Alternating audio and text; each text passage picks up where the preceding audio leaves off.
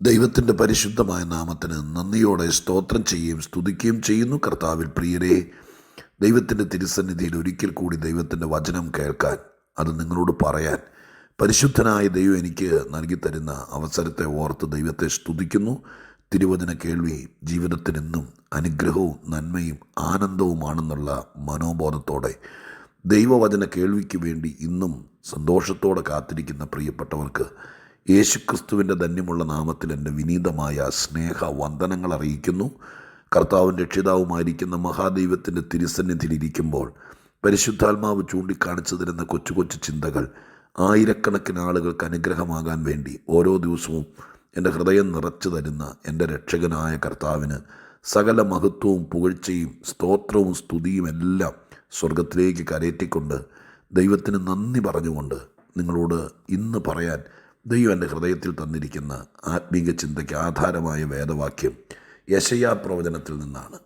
യെശയ്യാ പ്രവചനം 42-ാം അധ്യായം അതിൻ്റെ 22-ാമത്തെ വാക്യം ഞാൻ നിങ്ങളെ വായിച്ച് കേൾപ്പിക്കാം. യെശയ്യാ പ്രവചനം 42-ാം അധ്യായം അതിൻ്റെ 22-ാമത്തെ വാക്യം ഞാൻ നിങ്ങളെ വായിച്ച് കേൾപ്പിക്കാം.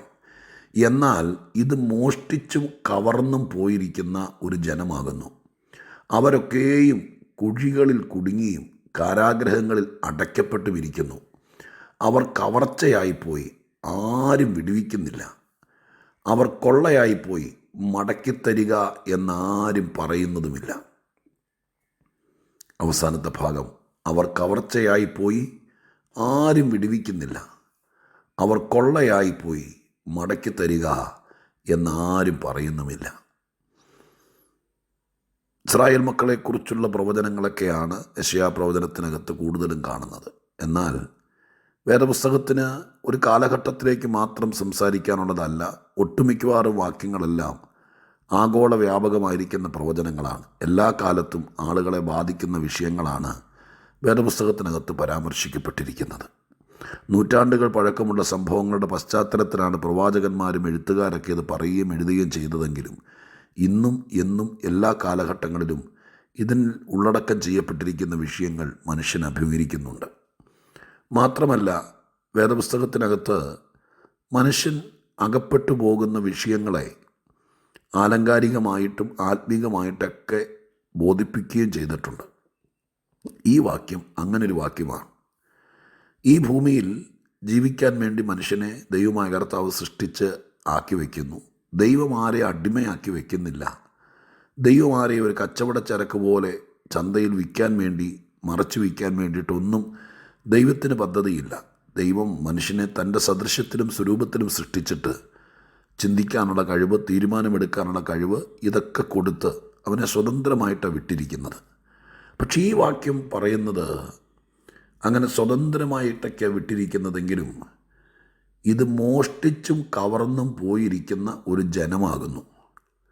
അപ്പോൾ ജനത്തെ മോഷ്ടിക്കുന്ന ഏതോ ശക്തി ഇവിടെയുണ്ട്. കവർച്ച ചെയ്യുക, കൊള്ളയടിക്കുക. മനുഷ്യനെ വീട്ടിൽ ഏറ്റവും വിലയേറിയ സാധനങ്ങൾ ആരും അറിയാതെ ഓട് പൊളിച്ചിറങ്ങി കള്ളന്മാരെടുത്തുകൊണ്ട് പോവുക എന്നൊക്കെയുള്ളത് നാട്ടിലെ പ്രവണതയാണ്. എന്നാൽ മനുഷ്യനെ പിള്ളേരപ്പിടുത്തക്കാർ എന്ന് പറയുന്നൊരു കൂട്ടം ആൾക്കാർ എൻ്റെയൊക്കെ ചെറുപ്പത്തിൽ നാട്ടിലൊക്കെ ഉണ്ടായിരുന്നു എന്ന് പറയുന്നു. ഒരു കൊണ്ടുപോയി കണ്ണു കുത്തി പൊട്ടിച്ചൊക്കെയായിട്ട്. അങ്ങനെ കഥകളാണോ ശരിയാണോ ഒറ്റപ്പെട്ട സംഭവങ്ങളെ കണ്ടേക്കാം. പക്ഷെ ഇതൊന്നുമല്ല. ഇത് മനുഷ്യനെ കവർച്ച ചെയ്യുക, മോഷ്ടിക്കുക, കുഴിയിലകപ്പെടുത്തുക, കുടുങ്ങുക, കാരാഗ്രഹത്തിൽ അടയ്ക്കപ്പെടുക, കവർച്ചയായി പോവുക, ഇങ്ങനെയൊക്കെയുള്ള ചില വാക്കുകൾ അതിനകത്ത് കണ്ടോ. അക്ഷരീകമായിട്ടൊരു വണ്ടിയും കൊണ്ട് വന്നിട്ട് 2-3 പേര് മുഖംമൂടി വെച്ചുകൊണ്ട് വന്നിട്ട് ആളെ കയ്യാലും കാലയും പിടിച്ച് വണ്ടിക്കകത്തിട്ടുണ്ടെങ്കിൽ പോകുന്ന ഒരു കൊള്ളയടിക്കലല്ല ഈ പറയുന്നത്. ഒരു വീട്ടിൽ താമസിക്കുമ്പോൾ, ഒരു കുടുംബത്തിലായിരിക്കുമ്പോൾ തന്നെ നമ്മുടെ കൂടെയൊക്കെ നടന്നും പരിചരിച്ചും ഒരു ഡൈനിങ് ടേബിളിൽ നിന്ന് ആഹാരം കഴിച്ചും ചിലപ്പോൾ ഒരു മുറിയിൽ കിടന്നുറങ്ങുമ്പോൾ തന്നെ മനുഷ്യൻ എന്ന് പറയുന്നത് വേദപുസ്തകത്തിൻ്റെ ഭാഷയിൽ നമ്മുടെ 5.5 അടി പൊക്കവും 2 കൈയും 2 കാലും മൂക്കും കണ്ണുമൊക്കെയുള്ള 10-60-70 കിലോ തൂക്കമുള്ളൊരു ശരീരത്തെ അല്ലല്ലോ മനുഷ്യനെന്ന് പറയുന്നത്. വേദപുസ്തകം മനുഷ്യൻ എന്നുദ്ദേശിക്കുന്നത് കൂടുതലും അവൻ്റെ പേഴ്സണാലിറ്റിയാണ്, വ്യക്തിത്വം. ആ വ്യക്തിത്വത്തെ മോഷ്ടിക്കും. ആ തീരുമാനമെടുക്കാനുള്ള ആ കഴിവിനെ കൊള്ളയടിക്കും.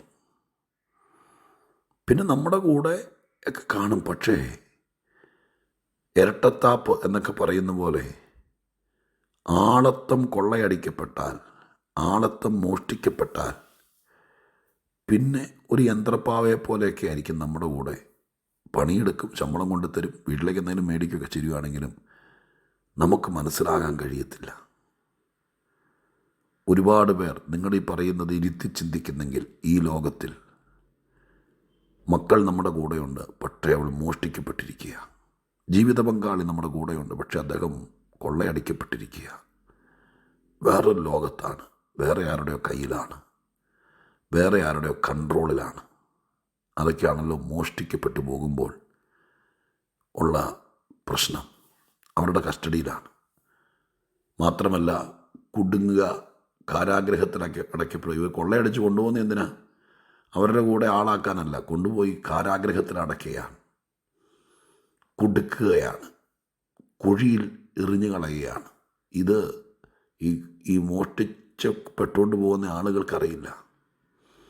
അവരെ കൊണ്ടുപോയി നശിപ്പിക്കും. നമ്മുടെ ഒറ്റ വാക്കേ പറഞ്ഞാൽ മക്കളെയും പ്രിയപ്പെട്ടവരെയും ഒക്കെ കൊള്ളയടിച്ച് കൊണ്ടുപോയി നശിപ്പിക്കുക, പ്രശ്നങ്ങളിൽ കുഴികളിൽ അകപ്പെടുത്തുക. ഇങ്ങനെ ഒരു ലോകമാണ് ഈ ലോകമെന്നത് വേദപുസ്തകമാണ് ചിത്രീകരിക്കുന്നത്. ലോകത്തിൻ്റെ മനോഹാരിതയും ഭംഗിയും എല്ലാം ഒരു ഭാഗത്ത് ഉയർത്തിക്കാട്ടിക്കൊണ്ട് ഈ ഭൂമി എത്ര സുന്ദരം എന്ന് പാടുകയും പറയുകയും എഴുതുകയൊക്കെ ചെയ്യുമ്പോൾ ഇതിൻ്റെ ഉള്ളറകളിൽ നടക്കുന്ന ഏറ്റവും ക്രൂരമായിരിക്കുന്ന മോഷണവും മനുഷ്യനോടുള്ള ബന്ധത്തിൽ അവനെ ഇല്ലാതാക്കാനുള്ള തന്ത്രവും അതൊന്നും ആരും കാണുന്നില്ല. ഇവിടെ മനോഹരമായിരിക്കുന്ന പൂന്തോട്ടങ്ങൾ വെച്ച് പിടിപ്പിച്ചും ഈ ഭൂമിയുടെ മുഖം മിനുക്കിയും ഇവിടെ സുഖവാസ കേന്ദ്രങ്ങൾ പണിതുമൊക്കെ ആളുകൾ ഇതാണ് സ്വർഗമെന്ന് പറഞ്ഞ് ഉല്ലാസ നഗരങ്ങൾ പണിയുമ്പോൾ ഈ ഭൂമിയിൽ സമാധാനത്തോടെ പാർക്കേണ്ട പലരെയും കൊള്ളയടിച്ചു കൊണ്ടുപോയി കുഴിയിലടി അകപ്പെടുത്തി കാരാഗ്രഹത്തിൽ അടയ്ക്കുന്ന ഒരു ശക്തി, അതിനെക്കുറിച്ച് ആരും ചിന്തിക്കുന്നില്ല. ആട്ടെ, അങ്ങനെയൊക്കെ സംഭവിച്ചാൽ താടിക്ക് കയ്യും കൊടുത്ത് നോക്കിയിരിക്കുന്ന ഒരു ന്യായാധിപനാണ് ദൈവം എന്നല്ല ഈ വാക്യത്തിൻ്റെ സൂചന. അവിടെയാണ് രണ്ട് വാക്ക് പറഞ്ഞെനിക്ക് നിങ്ങൾക്കായി പ്രാർത്ഥിക്കാനുള്ളത്. ദൈവം തൻ്റെ പ്രവാചകനിലൂടെ സംസാരിക്കുകയാണ്. തത്വത്തിൽ ദൈവമാണ് ഈ പറയുന്നത്. അങ്ങനെ അവർ കവർച്ചയായി പോയി, കൊള്ളയടിക്കപ്പെട്ടു, കുഴിയിലകപ്പെട്ടു, കാരാഗ്രഹത്തിലകപ്പെട്ടു. ഇനി എന്താ ചെയ്യുക? നഷ്ടബോധത്തോടെ എന്നും ദുഃഖസ്വപ്നങ്ങൾ നെഞ്ചിൽ പേറി ജീവിക്കുക എന്നുള്ളതല്ല. അതിൻ്റെ പരിഹാരം ആ വാക്യത്തിൽ തന്നെ എഴുതിയിരിക്കുന്നത്. അങ്ങനെ അകപ്പെട്ടു പോയ ആളുകളെ വിടുവിക്കാം. അതുകൊണ്ടാണല്ലോ അവിടെ എഴുതിയിരിക്കുന്നത്. ആരും വിടുവിക്കുന്നില്ല, ആർക്കും വിടുവിക്കാൻ കഴിയില്ല എന്നല്ല ആ വാക്ക് കേട്ടോ. ആരും വിടുവിക്കുന്നില്ല എന്ന് പറഞ്ഞാൽ വിടുവിക്കാം, സാധ്യതയുണ്ട്, പുറത്തു കൊണ്ടുവരാം. ജാമ്യം എടുത്ത് പരോളിനിറക്കുകയല്ല.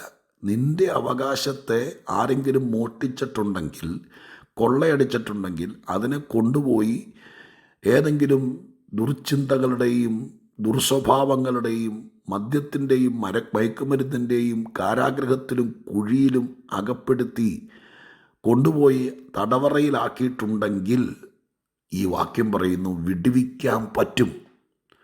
മാത്രമല്ല മടക്കിത്തരിക എന്നാരും പറയുന്നില്ല. എന്ന് പറഞ്ഞ അർത്ഥം എന്താ? മടക്കിത്തരിക, ആരെങ്കിലും പരാതി കൊടുക്കണം. ഇവിടെ ലോകത്തിൽ ചില കേസുകൾ, പുതിയ വകുപ്പുകളുണ്ട്. സ്വമേധയാ കോടതി കേസെടുക്കുക എന്ന് പറയുന്നൊരു വകുപ്പുണ്ട്. എന്നാൽ പൊതുവിൽ ഒരാക്ഷേപം ഒരാൾക്കുണ്ടെങ്കിൽ, ഒരാളുടെ എന്തെങ്കിലും മോഷ്ടിക്കപ്പെട്ടാൽ അവൻ കോടതിയിൽ പോയി പറയണം, എനിക്ക് നീതി നടപ്പാക്കി എനിക്കിത് പരിഹാരമായി മടക്കിത്തരണം എന്ന് പറയണം. കർത്താവായ യേശു ക്രിസ്തു തൻ്റെ പ്രാർത്ഥന പഠിപ്പിക്കുന്ന ഒരു ഉപമയ്ക്കകത്ത് പറയുന്നുണ്ട്. ഒരു പട്ടണത്തിലെ വിധവയായ സ്ത്രീ ആ നാട്ടിലെ ജഡ്ജിയോട് അല്ലെങ്കിൽ പ്രമാണിയോട്, എൻ്റെ പ്രതിയോഗി എന്നോട് ഭയങ്കരമായിട്ട് പ്രശ്നം ഉണ്ടാക്കിയിരിക്കുന്നു, എനിക്ക് പ്രതിക്രിയ നടത്തി തരണമെന്ന് അദ്ദേഹത്തിൻ്റെ അടുക്കൽ ചെന്ന് പറയുകയാണ്. ഇതുപോലെ നിനക്ക് നിൻ്റെ പ്രിയപ്പെട്ടവർ, അവരുടെ സ്നേഹം, അവരുടെ കരുതൽ, അവരുടെ ആത്മീകം ഒക്കെ നഷ്ടപ്പെട്ടിട്ടുണ്ടെങ്കിൽ മടക്കിത്തരിക എന്ന് പറയാൻ അതിൻ്റെ ആർജവം ഒന്ന് കൊള്ളയടിക്കപ്പെട്ടിരിക്കുന്ന ശക്തികളോട് മടക്കിത്തരിക എന്ന് പറയണം. 2, സ്വർഗത്തിലൊരു കോടതിയുണ്ട്. ആ കോടതിയിൽ പറയണം, എൻ്റെ അവകാശമാണ്, എനിക്കതിനെ മടക്കിത്തരണം. ഞാൻ എൻ്റെ വാക്കുകൾക്ക് ഉപസംഹാരം കുറിക്കുമ്പോൾ ഇന്നിങ്ങനെ പറയാം: നാം എല്ലാം സഹിച്ചും എല്ലാം പുറത്തും നെടുവീർപ്പിട്ടും എൻ്റെ വിധിയായിപ്പോയി എന്ന് പറഞ്ഞ് തള്ളി നീക്കാൻ വരട്ടെ. ഈ പുസ്തകത്തിൽ, വിശുദ്ധ ബൈബിളിൽ മനുഷ്യൻ അനുഭവിക്കുന്ന സകല വിഷയങ്ങളുടെയും പരിഹാരമുണ്ട്. അതിലൊരു പരിഹാര രീതിയാണ് ഇവിടെ എഴുതിയിരിക്കുന്നത്. നിനക്ക് നഷ്ടപ്പെട്ടത്, പ്രത്യേകിച്ച് നിൻ്റെ കൂടപ്പുറപ്പുകളും പ്രിയപ്പെട്ടവരും കൂടെ പാർക്കേണ്ടവരും മക്കളുമൊക്കെ കൊള്ളയടിക്കപ്പെട്ടു. ഞാൻ ആ പറഞ്ഞ വാക്ക് നിങ്ങൾക്ക് മനസ്സിലായല്ലോ. ശത്രുപാളയത്തിലകപ്പെട്ടു. അവരാരും പറഞ്ഞാൽ കേൾക്കുന്നില്ല. അവർ ദുരിതം അടിമകളെപ്പോലെ ആയിപ്പോയി. അങ്ങനെയാണെങ്കിൽ ഇനി ഒരിക്കലും ഒരു രക്ഷയില്ലെന്ന് പറയണ്ട. വിടുവിച്ചെടുക്കാം, മടക്കി പിടിക്കാം. അതിൻ്റെ പരിഹാരമാർഗമാണ്. വിടുവിക്കുന്നവൻ ആത്മരക്ഷകനാണ്. അവനിൽ ആശ്രയിക്കുക. ദൈവത്തോട് പറയുക, എനിക്കെൻ്റെ പ്രിയപ്പെട്ടവരെ മടക്കിത്തരണം, സമാധാനത്തോടെ ജീവിക്കണം. ദൈവം അതിന് നടപടികളെടുക്കും. ബാക്കി കാര്യങ്ങൾ നിങ്ങൾ ചിന്തിക്കുക. കർത്തൃദാസന്മാരിത് കേൾക്കുന്നുണ്ടെങ്കിൽ ഈ കാര്യത്തെ മനസ്സിലാക്കി ജനത്തെ ബോധിപ്പിക്കുക. നമുക്ക് ഒരുപാട് പേരുടെ മടങ്ങിവരവിനും മടക്കിത്തരനും വേണ്ടി ദൈവത്തോട് പ്രാർത്ഥിക്കട്ടെ. പരിശുദ്ധ ദൈവമേ, ഞങ്ങളുടെ സ്വർഗീയ പിതാവേ, പ്രവാചകൻ പറഞ്ഞിരിക്കുന്ന ഈ വാക്കുകൾ വെച്ച് ഞങ്ങളിന്ന് ചിന്തിക്കുകയും പ്രാർത്ഥിക്കുകയും ചെയ്യുന്നു.